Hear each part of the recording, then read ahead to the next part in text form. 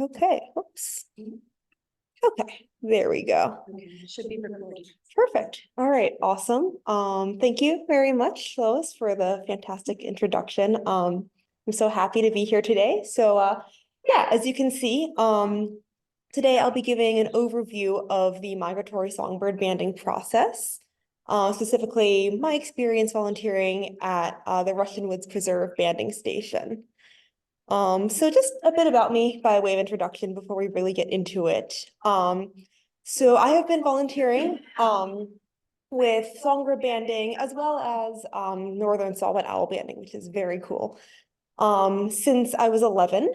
So it's been many years now, about 8 years. Yeah, and I'm currently first year in college, studying earth and environmental science at the University of Pennsylvania.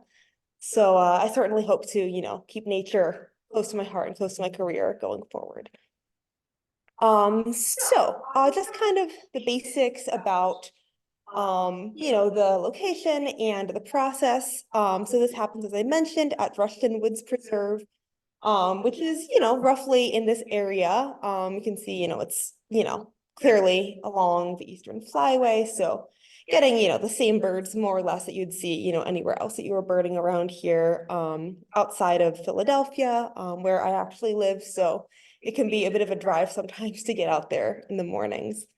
And so specifically, as I mentioned, we'll be talking about migratory songbird banding. So this particular type of banding, of course, occurs during migration season, which for songbirds, of course, is going to be in the spring would be from, late April to late May. And then the fall, of course, fall migration is longer than spring migration, as you're probably aware. So that occurs from late August all the way through early November. And so, as I'm sure you all know, birds, especially songbirds, are most active in the mornings. So migratory songbird banding does occur in the mornings to take advantage of that. And we don't really have a strict, or rather a set opening time, but it moves as sunrise moves. Early in the spring, we'll be opening later as the sunrise, we'll be opening later as the sunrise gets earlier. So does our opening time. And there's also no set protocol for how long we have to run. Generally, we'll close around 11 or whenever kind of the activity starts dropping down. But if it's a really slow day and we're not catching much, we might decide to pack it up earlier. On the flip side, if we're catching a lot, we might stay out as long as the birds are continuing to come in. So songbird banding gives us a lot of very special opportunities to learn about birds in ways that we otherwise probably would not be able to. So one of the biggest things is that fundamentally, songbird banding, by virtue of the band on their leg, allows us to mark individual birds. So this gives us some really great insights into population size, because it helps us understand, how much we're seeing different individuals versus the same individuals over and over. So it eliminates any problems of double counting. This also then, lets us see trends over time and things like that. And then since we have the birds in our hand, we can also get a lot of measurements that give us some indication about how well the bird is doing. For example, if they're finding enough food to eat, or if they're not. We can also determine the age and sex of the bird, even for some birds where that might not be really possible if they were at a distance. So not only can we see how many birds that we have, but we also have a sense of, is it mostly a young population or an old population? Is it mostly females coming through or mostly males? And these are things that we've, picked up differently for different species, which is very, very interesting. Is there something wrong? No, so this bird, the bird pictured, is a young male rose-breasted grosbeak. So they actually do have naturally those very bright red wing pits. So yeah, it's not blood or anything. It's supposed to look like that. Really cool looking bird. That sort of contrast there. So relatedly, banding, and again, the idea of marking individual birds is really important for helping us learn about lifespans. because by virtue of that unique number, when we catch the same bird year after year, or even many years later, we know that it is the same bird and can then figure out how long it's lived. So these records that you see here are actually our own birds from Rushton Woods Preserve. So the veery that was at least 12 years old, the ovenbird, which is at least 11 years old, which I believe actually ties for the record for longest lived ovenbird, which is very exciting. And then the common yellowthroat, which is at least 9 years old. And these are pretty remarkable feats when you remember that these are, very small birds that migrate across continents on their own power twice a year. So to survive that, 12 times is really, really quite remarkable. So it's always very exciting to see that. We can also learn about site fidelity, which is basically if birds are returning to the same place year after year or not. Generally, site fidelity is more observed in birds that are breeding, less so in migrants. But it's still interesting to see that. And that's something that we probably wouldn't even have realized without the help of bird banding.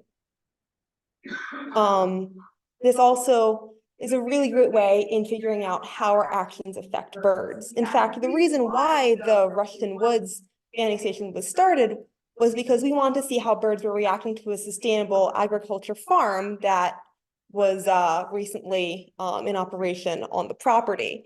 And birds seem to be reacting well. They're gaining weight, so we know that they're finding food easily.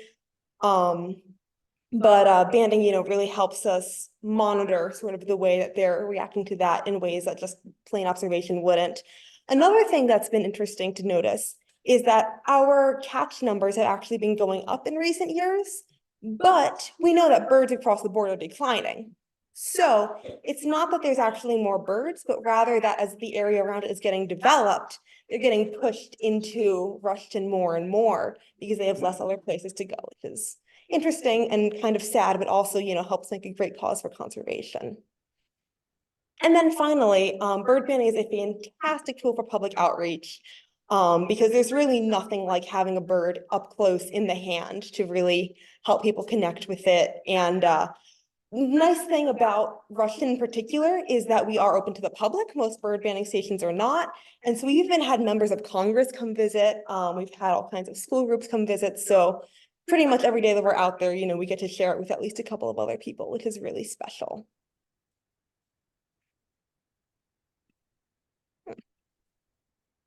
It's not letting me advance. Oh, there we go. Okay. So, bird banding is very strictly regulated to always ensure the safety and health of the bird. As mentioned, that is always our first concern, and that's pretty much the case across the board for any banding station. So bird banding is federally regulated. So, pretty much there's going to be like a centralized process and protocol that every station has to follow across the entire country to ensure that that kind of, safety is being adhered to. So in order to operate and capture birds, we must be in the presence of at least one federally licensed bander in charge who is always overseeing the process and making sure that things are running as they should be, basically. Also, we do not band in weather that could potentially be harmful to the birds. So that includes, of course, extreme heat, extreme cold, but also things that could seem more benign, such as high wind or rain. The reason for that is with wind, the nets that we use to capture the birds could blow out and kind of, stand stiffly instead of sort of hanging slack as they're supposed to. And so if a bird hits that, if it's standing out like that, the tension could potentially, harm the bird. So we don't band in high wind. And then with rain, when a bird is sitting in a net, that impedes its ability to fluff its feathers as they normally would to stay warm. So potentially there's a risk of the rain causing hypothermia or something similar for the bird since they can't, fluff their feathers or move to a more sheltered area. So that's also nice for the banders because you don't have to go out there when the weather hits so bad, but it's all done to ensure the safety of the birds. We also are sure to handle birds with specific grips that we all learn basically at the beginning of our bird banding experience that are meant to be, both useful for us, the banders, and safe for the birds. So in this image here, yeah, it's great. It shows the mouse perfect. You can see just the classic bander's grip.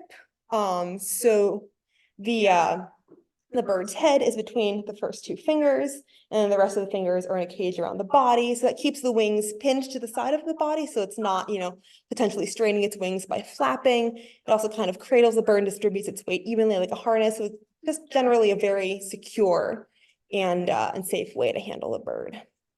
And we actually even keep basic first aid supplies on hand in the event we capture an injured bird. So some examples of that include quick stop powder, which helps stop bleeding if we were to capture a bird that has a cut or maybe a broken blood feather, something like that. And we actually also keep like electrolyte sugar water on hand for some of our smaller birds with very fast metabolisms, like kinglets and hummingbirds. Sometimes, especially in cold days, you need a bit of an energy boost. Okay, so this banding station has been operational since 2010. And in that time, we've captured at least 103 different species and over 18,000 individual birds. And keep in mind that these are only birds that we've actually captured in our nets and banded. So of course, there are many more birds, even than these that are using the property, which is very exciting. And in this graph, you can see our captures by season per year. So the really tall orange ones are the fall banding. And the green is spring, and the blue that's labeled MAPS. That's an acronym that stands for Monitoring Avian Productivity and Survivorship. That's basically our summer breeding bird banding. So immediately looking at this graph, you can see that fall is always way higher, a much bigger capture than any of the other seasons. And as far as we can tell, the reason for that is that there are simply more birds in the fall because birds breed over the summer. All those young birds have left the nest, so they're all out there, and they're also pretty inexperienced, so we catch a lot of them. And then over the course of the year, remember, these are migratory birds. They head south, they come back, and most birds do not survive their first year.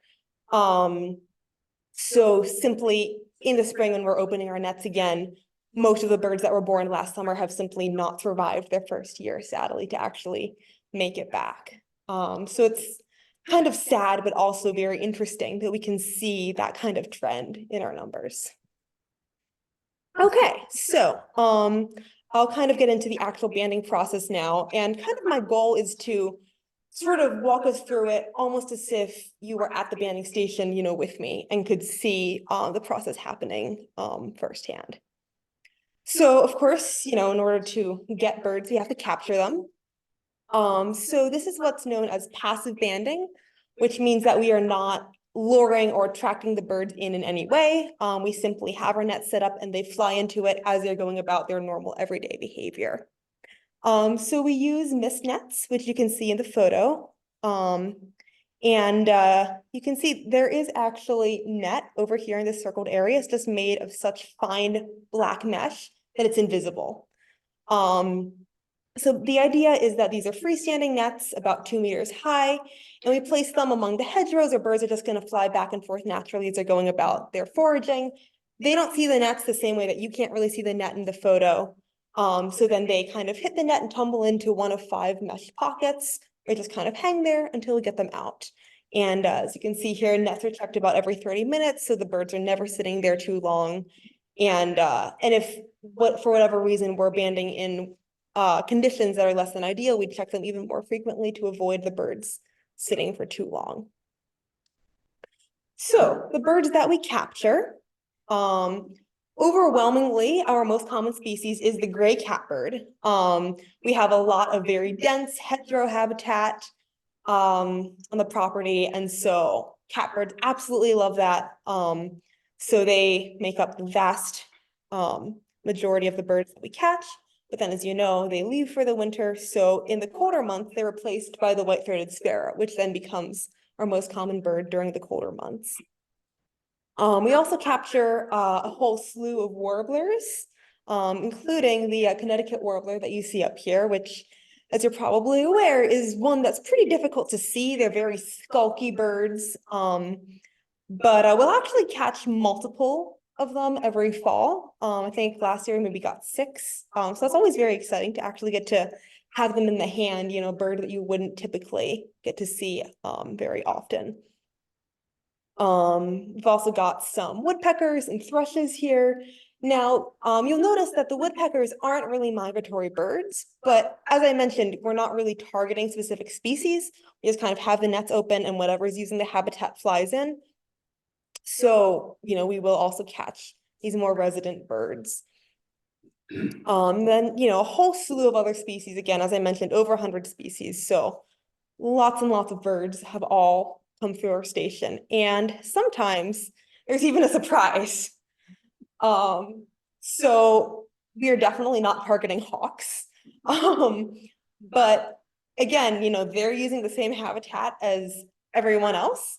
So once in a while, we'll catch some raptors, which is always really cool. This was, I believe, a young female Cooper's hawk. She was not happy to be there. But we will just about band every bird that we catch, provided that we have a band size for it, which is pretty cool, with one exception. We do not band hummingbirds.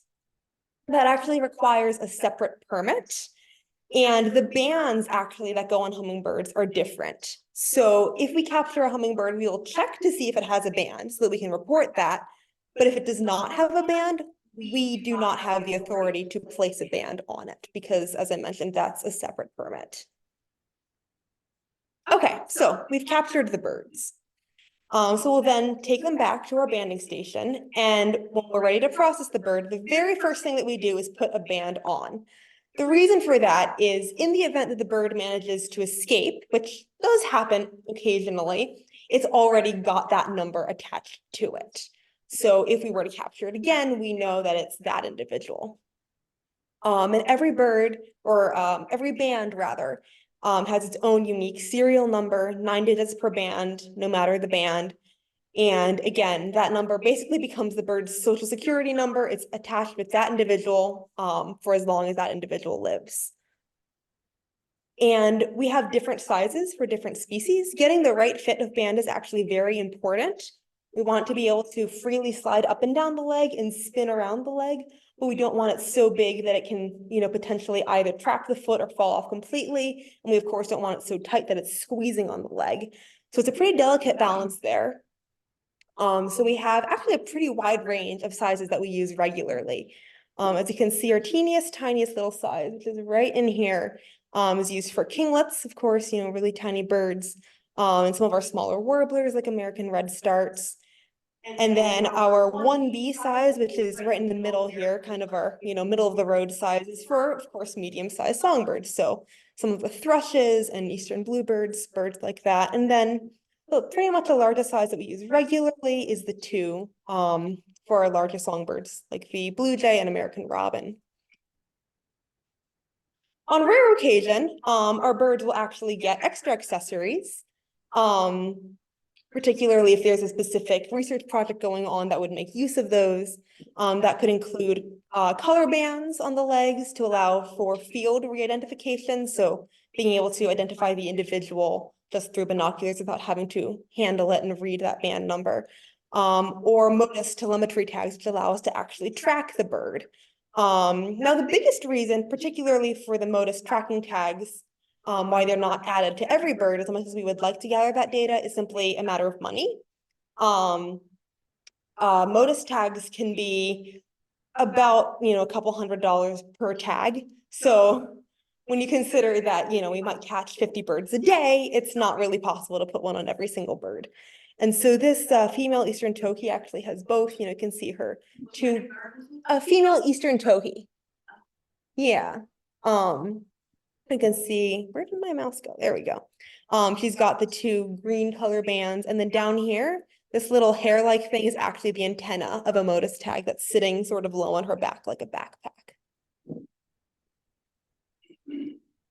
So, if we were to have, our most common species, a gray catbird, this is what the process would look like, basically from, you get the bird back to the station all the way to release. So as I mentioned, the very first thing that you do is put a band on that bird.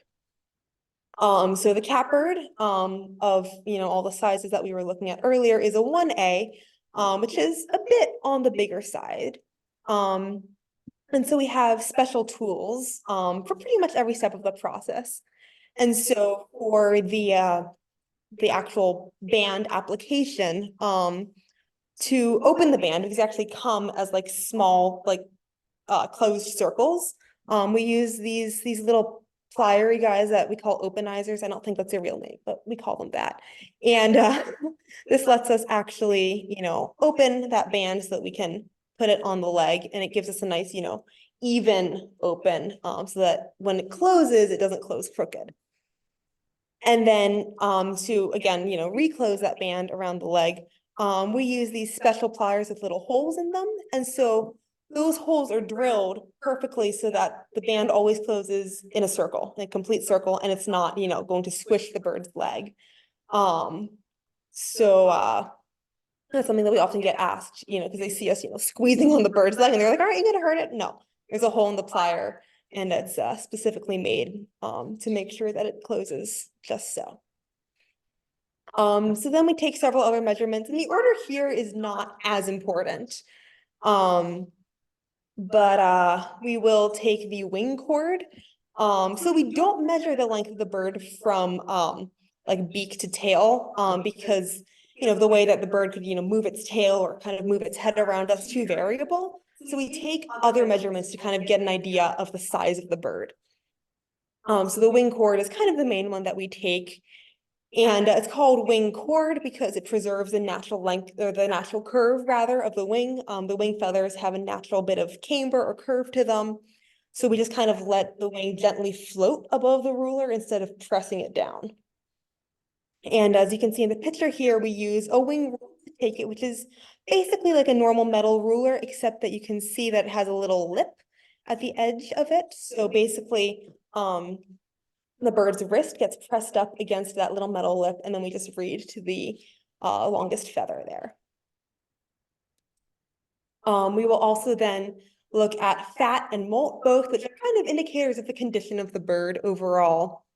So for molt, we will, well, for both of these, actually, we will blow in the feathers to kind of like push them up and part them. So for molt, we look for pin feathers that are kind of like growing underneath the other feathers there. And we check on the head, belly, and back and give it a score from 0 to 3 based on how many like body parts it's showing molt in. And then for the fat, same thing, we blow on it. And as you may know, birds actually have see-through skin. So we can actually see the color change between the muscle and the fat. Fat kind of looks a little bit like fat in a chicken, if you've ever seen it, or I once heard someone describe it as like butter packed under the skin, but it's kind of like yellowish globs. I feel like the butter is a pretty good image. So unlike humans and most mammals, birds actually put on fat in predictable places. Is pretty much always going to be either in their furcular hollow, so the wishbone area, or on their thighs, sometimes kind of like on their sides as well. So we know to check in those particular areas, and then that gets scored, I believe, from 0 to 7. And that's pretty much an indicator of migration, because for the overwhelming majority, there might be some exceptions, but pretty much for the most part, birds only put on fat if they're going to migrate. That's basically the fuel in their gas tank to be able to fly. So that tells us, one, it tells us, if the bird is able to find the food that it needs to support its migration, but then it also just tells us if the bird is even migrating. And then the tricky one, we have to determine the age of the bird. Now, of course, for some birds, this is easy, but for many birds, there's not a very obvious difference from, a bird that hatched this past summer, versus a bird that's many years old. So this requires some pretty careful looking. So there's a variety of clues that we use, but overwhelmingly we look at the contrast in the wing coverts right here. So let's take a closer look at this bird. So we can see that this bird has contrast between the replaced juvenile feathers and the retained formative feathers. So when a bird hatches, or songbird, it's naked, no feathers. So when they need to leave the nest, they grow in all of their feathers at once. That is their formative plumage. And because they grew in all of them at once, it's not going to be very good quality of feathers. They're going to be kind of dull, kind of scruffy looking, because again, they had to grow in all of them, distributing, you know, all of their resources among their entire body all at once. So you can see that that is these browner feathers here. And actually the entire wing is all of that retained formative plumage. And then sort of as they go through the next few months of their life, they begin to replace the rest of their feathers in little patches. And that sort of first replacement is considered the juvenile plumage. And because they can, you know, sort of do those at a slower pace, those feathers look nicer, shinier, usually richer in color. So you can actually see, if my mouse will come up, there we go. These feathers here that are actually a little bit longer and a little bit sort of more of like a slate gray instead of sort of a brownish gray. These ones right here are going to be that, those juvenile feathers. And again, all of these over here, these browner ones are going to be that retained formative plumage.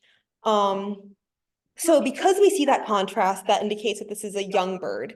An older bird would basically they would all look like these feathers here, where they're, you know, nice and glossy and slate gray and really beautiful. So again, that allows us to determine that this is a young bird. Now, because aging is such a tricky process, we usually don't rely on only one sort of clue to determine the age. If it's, you know, really, really clear, sometimes we might. But other things, well, for gray catbirds, we can actually look at the color of their mouth. A young bird inside of its mouth will look pink, whereas an adult will look black. That's species specific. That doesn't really hold true for other species. We can also look at eye color, especially for white-throated sparrows. Young birds will have kind of like a muddy brown eye, whereas adults will have more of like a rich reddish brown eye. Feather quality, as I mentioned, you know, young birds will just kind of look scrappier, messier. Their feathers will even be more transparent.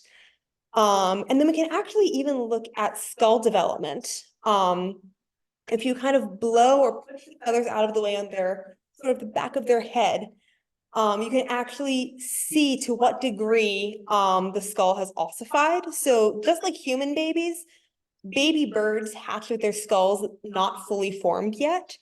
And so you can actually see sort of like little pink windows in their skull, where the bone is still like solidifying and ossifying.